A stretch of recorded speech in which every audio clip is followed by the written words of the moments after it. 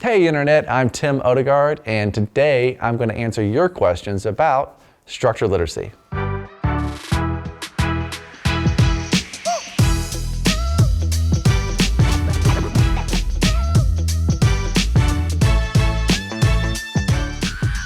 You guys have lots of questions, and I think they're kind of hard too. So my team has put these up, and I'm going to answer them one by one. The first question, is structured literacy evidence-based? Well, yes, it is. It's based off of what we call the science of reading. What does that mean? It means that we've done decades of research on the what to teach and the how to teach it.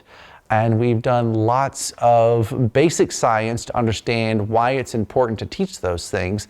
But most importantly, we've done applied science in classrooms around the country and world to find out how effective we can be with different methods. And so structured literacy is a way of encapsulating the what and the hows for literacy instruction. I think that's the answer. Number two, is structured literacy the same as the science of reading? No, it's not. Structured literacy is encompassed in part of the science of reading. So the science of reading is our basic and applied research basis that tells us how literacy develops, how we develop written language skills, how they're related to oral language skills. And the applied research in this area tells us the what and the how to teach it. That what and how can be thought of as structured literacy. Number three, is structured literacy a curriculum? No, it is not. It's not something you will find in a box. It's not something that you can go online and order. Now, what it is it is an approach and methodology to teaching kids how to read and write. And so that's what it is. And there will be certain curricula that will adopt a structured literacy approach. So, is it a curriculum? No, it's not. Number four, does structured literacy include comprehension? Yes, it does. It's not just about phonics. It also includes comprehension, oral comprehension of language, as well as written comprehension of reading comprehension. Number five, does structured literacy work? Well, that's kind of a trick question.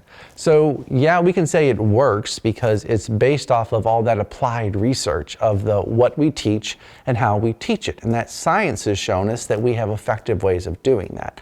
Now, if you want to get to the curriculum work, we have to ask ourselves, well, what works? And that takes research showing that how people make structured literacy happen in classrooms is effective. And is it effective for the types of kids in your classroom? And that takes looking at the evidence base for a specific curriculum. So structured literacy does work, but does it work for a specific curriculum as instantiated is a question to say, hey, publishers, what's your research basis? What kind of observational studies do you have? What types of non-randomized trials do you have? What types of randomized trials do you have? That's how you'd ask and find out if a specific curriculum works. But structured literacy, yeah, it works. Number six, does structured literacy include writing? Yes, it does. Literacy is reading and writing. So yeah, it includes writing. It's a very integral part. It includes mechanisms of writing, handwriting, and spelling. It also includes the composition and how we put the words together and how we form text in written language. Number seven, oh my, I'm reading this one and I just feel this sense of dread. Because how am I going to convey this to you? What does structured literacy look like in the classroom? Wow, that's a really important question. I think you have to see it to know it. And that's why I go around the country, at least here in the United States, which is where I live in the South in Tennessee. And I try to get into those classrooms to see it in practice. It looks differently depending upon how you structure your classroom. I will say that it might look like well-behaved children for a very limited amount of time being directly taught concepts important for reading words, spelling words, maybe important concepts about how we understand new words and vocabulary, important concepts for background knowledge. You might see that done in a group setting. It's also going to look like a lot of small group work to have them engaged in applying what they may have learned in a full group setting to now apply that to read, spell, and write, and then talk about what they were reading and understanding, what they were writing to express their ideas and thoughts. So it's going to be an active classroom. And yes, you will see some whole group types of activities, but you also should walk into a classroom and see small groups being parceled off. What should it not look like? It shouldn't be pointing kids to pictures to guess at what a word might be. It won't be introducing and expecting kids to know large, chunky words or concepts they've not been taught to apply yet. That will not be an aspect of it. So all that to say, what does it look like in the classroom? Seeing is believing, and going there and seeing it with your own eyes is what I really encourage you guys to do. Find those exemplary classrooms, ask to go and see them. And if you're a leader, get out there and see it. Empower yourself to know what you're looking at and looking for.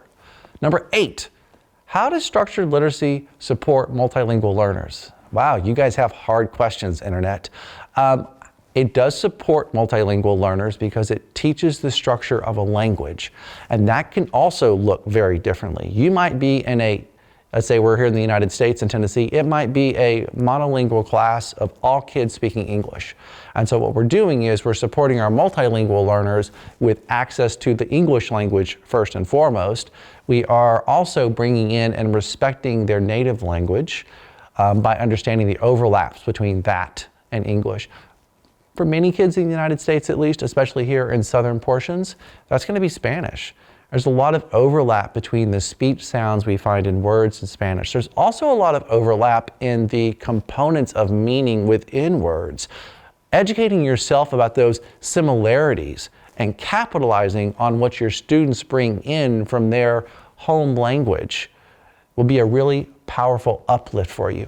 But when I think about it and when I see it happening in the classrooms with our multilingual learners, what I see is in structured literacy, we don't take anything for granted, which is so powerful.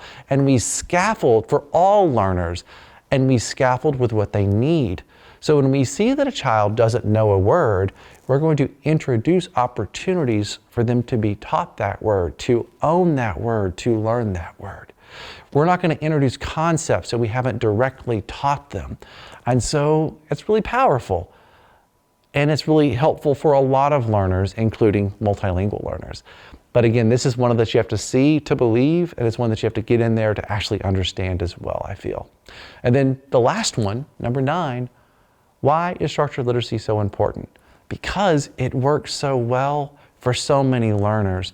And a good offense is your best defense. You know, I have dyslexia.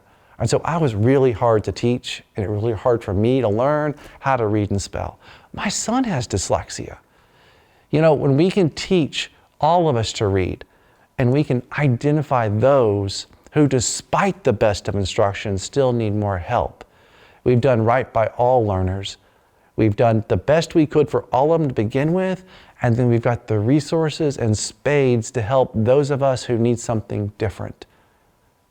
It doesn't have to be different in instructional content. It's how we scaffold and intensify and the amount of instruction that we need that is different. Because why structured literacy? Because it works. Anyway, thank you, Internet, for some really hard questions. That was your top 9 questions about structured literacy.